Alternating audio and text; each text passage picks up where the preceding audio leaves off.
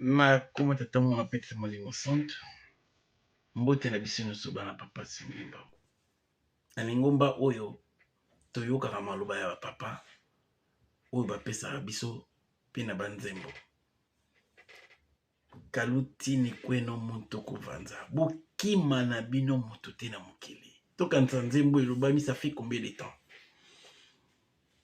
Tala pasi eroya liboso. Mais ozala bino msesika moko pe boyikampiko na mabondeli. Papa bayebaki makambo ekoyela biso liboso o tozomona lelo. Alors, premièrement, nalingi à titre de rappel, na simbi mokanda ya lingomba o tobengi ba résolution de l'église. Assemblée générale extraordinaire du 7 au 21 octobre 2002.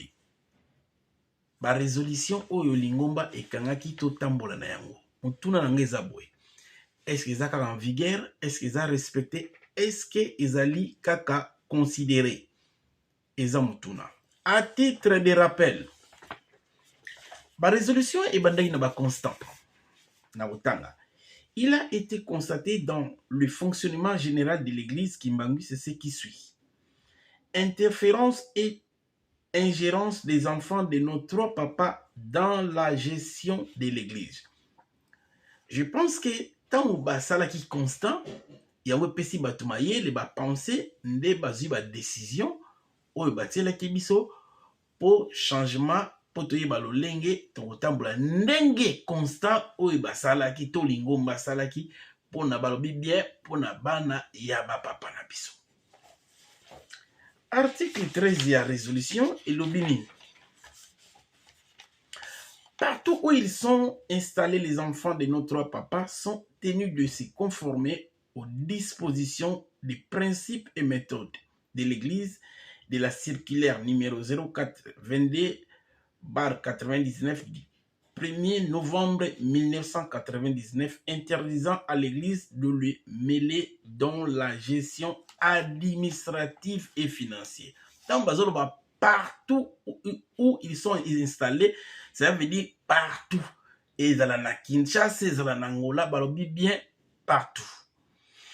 Alors, naza étonné de l'on a que maman Mouilou asimbi mbongo, maman mi et pourtant mi beko.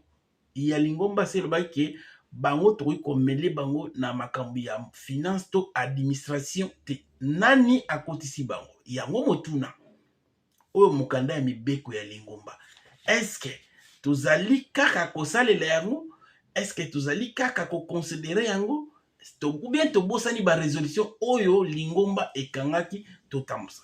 Ngana yebi ke mama Mwilu asalaka na département finance te, mama Mwilu asimbaka mbongo ya lingomba te. Baki bangiste totala na mwa lingomba o na mwa vision ya musika. Bande on a biso ya catholique bazana tribunal suprême de la signature apostolique. Pona nini basala yango? Bamoni ke ba premier ya bandimi na bango foza gérer na kati ya lingomba. Ngana moni za moko ya likambo o ezangi biso. Na tribunal wana bato basambisa kuna ba prêtre nyonso wana bazali ba compétent ou ba compétente. Cela veut dire ba magistrat na bango na ba avocat na bango catholique nde basala kuna. Biso pe na kati ya lingomba tozana jara bato wana nyonso bato mayele. Soki tozuka département évangélisation topé commission de discipline ekokite. Mais awa tozobe makama molimo te mais makambo ezali ba problème ezali administratif. O ezosenga ke bato baza na compétence par exemple ba ka ba détournement de fonds bango ba catholique bakena ko sambisa bango kuna na tribunal na bango. Tokenda na biso toyebi ke mobeko ya lingombe lobi mondimi afunda moninga na l'état te. Mais tobosa na teke mondimi pe ayebi mobeko ke ayibaka te. Tango moto ayibi asabuki déjà mobeko ya l'état. D'où soki toza na tribunal wana eke mbongo za mingi. Moto na kotika mbongo na ete akene kosamba na niveau wana. Ba sambisi ye po ba akoka kosala ke ndeko azana posa mbongo na ye azwa mbongo na ye.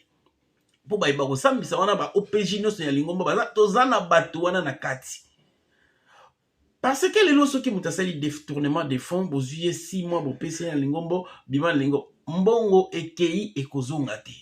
yango ezo continuer nde wana pe batu bazana ko banga te mamba ko yiba eleki trop pas dernièrement na tuna question est-ce que ba inspecteur otozana bango na kati ngoma basala musala ni pas ozomona passer moko asala na nulle part mazo tonga banda ko batie quelque part azot comme na mituka ebele donc suivi ezalité mais ceux bandimba signaler ceux qui ba inspecteur ba sali musala ya solo ba tinde akine ko samba boko poursuivre ye toyeba ba mbongo wana uti parce que ba mbongo lingombo ba bazomona na pasi ekoki kokenda kaka ndenge wana te toyi na dossier ya Apaki papa sengaki mbongo liboso boyebi ki bana poto mboko ya pasi mboko yo eza ata na paroisse te mboko yo bato baluaka basali ya pasi tozokumisa toza na église Saint-Ouen, Saint-Denis, Montreuil, toza na Blamini, toza na Lyon mais ya koloué basali mais bato bakangisaki mbongo na bango au moins 20 000 euros 20 000 euros wana moto yaki kozwa ngo na poto ezalaki papa Brice et tout ye moto so akendaki koverse ye moto ayebisi akendaki kotika mbongo wana ntango papa asengi lisusu bato bacomprendre te mais mbongo liboso topesaki eke wapi nde bana poto bafongoli misu bandeko nanga bato ekosomama na poto na Europe na mboka nini France awa na Nantes ndenge nini mbongo euta awa ekende Kinshasa esengeli nde bambongo ekokama kuna na Afrique balakisi papa montant et puis eya awa po bafuta mais bango par contre balingi mbongo ekende kuna papa Kauto Alfred aza nie placé ye mutayebi nazo ko informer bino mbongo bazono babali eza mbongo bato poto te ezali bambongo utaki na Afrique partout ekweyaki na maboko ya responsable Apaki ye mutayebi asika atie mbongo soka pesaki na mutu a dénoncer mais Saint-Denis Saint-Ouen mutakolia mbongo Apaki azate mbongo ezali baboyaki kotinda balobi bamba pesa biso kaka mbamo ba makambo tu bariba nini to ça la virement directement pa mundele awa pourquoi mbongo ke lesusu na Afrique to na ba responsable ya Apaki voir même bazotinda ba maloba ke bozwa mbongo botinda na Allemagne pa ya mama pardon na Belgique pa mama Rebecca bato ko so mama awa mbongo ke osali mbongo ke otambula bato bafongoli misu balobi non tokotinda te Saint-Ouen Saint-Denis balie mbongo te mbongo ya bato ezali awa